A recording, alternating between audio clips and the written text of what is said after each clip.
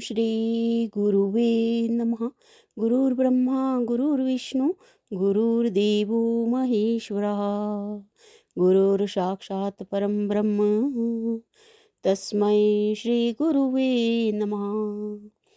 ओम सहनावतु सहनो भुनक्तु सह वीर्यं करवावहै तेजस्विनावधीतमस्तु मा विद्वेषावहै।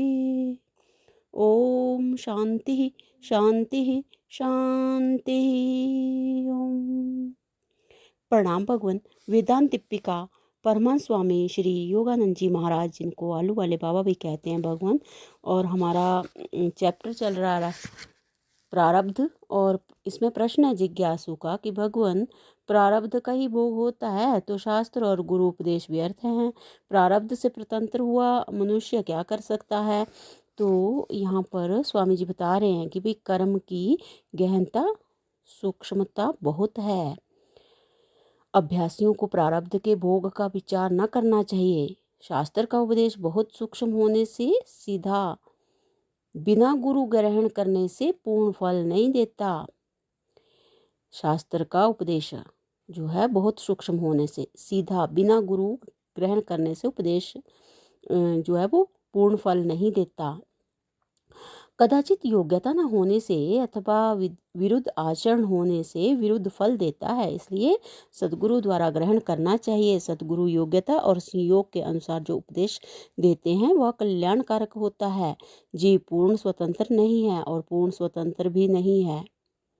जीव पूर्ण स्वतंत्र स्वामी जी कह रहे हैं कि जीव पूर्ण परतंत्र नहीं है और पूर्ण स्वतंत्र भी नहीं है। जिस अंश में जीव की परतंत्रता है उसमें किया हुआ बर्ताव सफल नहीं होता। सृष्टि, भोग, पुत्र, धन, स्त्री और शरीर आदि में जीवों का भाव होता है। उनमें से जो पक्व होकर धन भाव को प्राप्त हो जाते हैं, अर्थात जीव सृष्टि में से निकलकर ईश्वर सृष्टि में आ जाते हैं, उन्हें जीव की परतंत्रता है। उनमें जीव की परतंत्रता है, जिससे यह सिद्ध होता है कि तीन कर्मों में से दो जो संचित और आगामी सूक्ष्म हैं, उनमें जीव की स्वतंत्रता है और मात्र स्थूल प्रारब्ध भोगादिक में जीव की परतंत्रता है। इसलिए ज्ञानियों को ज्ञान होने के पश्चात भी शरीर का भोग संसारी मनुष्यों के समान ही देखने में आता है। शास्त्र डंके की चोट पे कहते हैं, आगामी परम पुरुषार्थ में जीव की संपूर्ण स्वतंत्रता है। हे मनुष्यों, तुमको जो योग्यता और स्वतंत्रता मिली है उसके सदुपयोग द्वारा अपना परम कल्याण कर लो। एक बार फिर से ले रहे हैं भगवान कि आगामी परम पुरुषार्थ में जीव की पूर्ण स्वतंत्रता है। हे मनुष्यों, तुमको जो योग्यता और स्वतंत्रता मिली है उसके सदुपयोग द्वारा अपना परम कल्याण कर लो। प्रारब्ध के अविरोध वाली क्रिया भी किस प्रकार कर सकते हैं, इसके समझने के लिए एक दृष्टांत सुनिए। इस दृष्टांत में प्रारब्ध का विदित होना मुख्य बात है और प्रारब्ध में हानि न होते हुए उपदेश से किस प्रकार कार्य लेते हैं यह देखना है। एक मनुष्य बहुत ही गरीब था।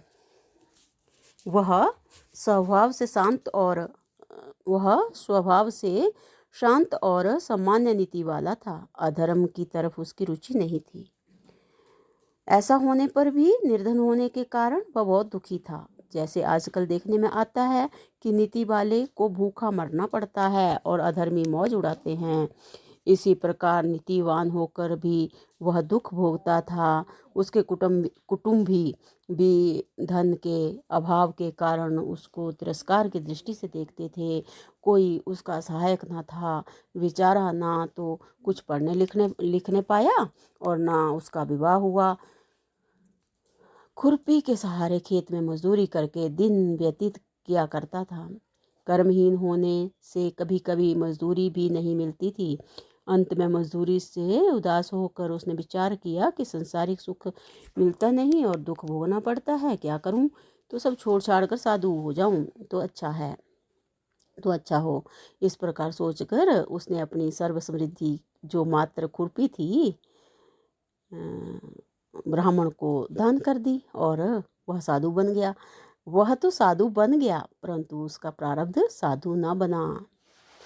मांग कर खाने से खाने की आपत्ति पहले से बहुत कम हो गई। मांग कर खाने से खाने की आपत्ति जो पहले से बहुत कम हो गई। एक दिन उसने विचार किया कि इस प्रकार भटकना और खाने के लिए आयुष्य खोना ठीक नहीं है। कुछ तपश्चर्या करना चाहिए।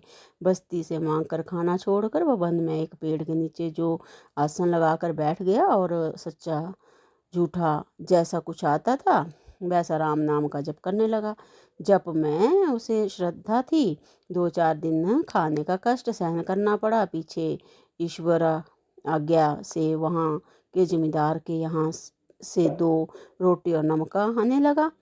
दोपहर को जमींदार का आदमी आकर रोटी और नमक नित्य प्रति दे जाया करता था। इस प्रकार 12 वर्ष व्यतीत हो गए।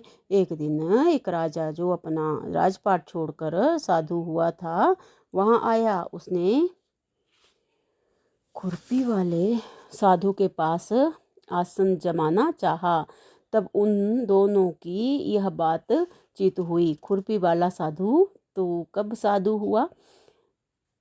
तो राजा बोलता है कि फिर कल।